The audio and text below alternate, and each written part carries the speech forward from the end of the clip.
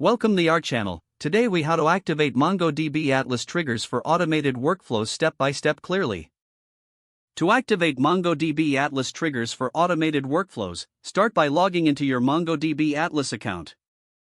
Once logged in, navigate to the project where your cluster is located. In the left-hand menu, click on Database Deployments to access your clusters. Find the cluster in which you want to create a trigger and click on it. In the cluster view, locate the Triggers tab next to the Data Explorer option. Click on the Triggers tab to open the Triggers Management page. To create a new trigger, click on the Create Trigger button. You will be prompted to name your new trigger. Provide a descriptive name that reflects its purpose. Next, choose the type of trigger you want to set up. You can select from database triggers or scheduled triggers. For a database trigger, specify the database and the collection where you want the trigger to respond. Select the event type that will activate the trigger, such as insert, update, or delete.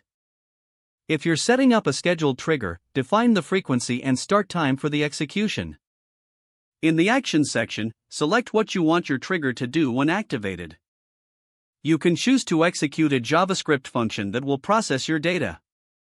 Write the function in the provided code editor, ensuring it meets your workflow requirements. Be sure to include any required dependencies if needed. After completing the code, click the Save button to store your trigger settings. Your newly created trigger will now be listed on the Triggers Management page.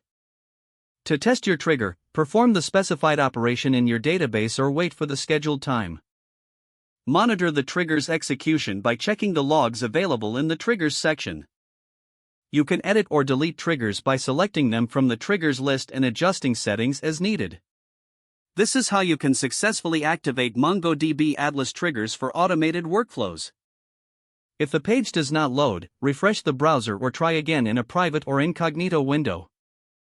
Make sure you are using the correct email address, then retype it carefully to avoid small typos. If your password is not accepted, use the reset option and create a new strong password you can remember. Check your spam folder for verification or security emails, then complete any requested confirmation steps. Don't forget to like this video and subscribe to our channel for more step-by-step tech guides.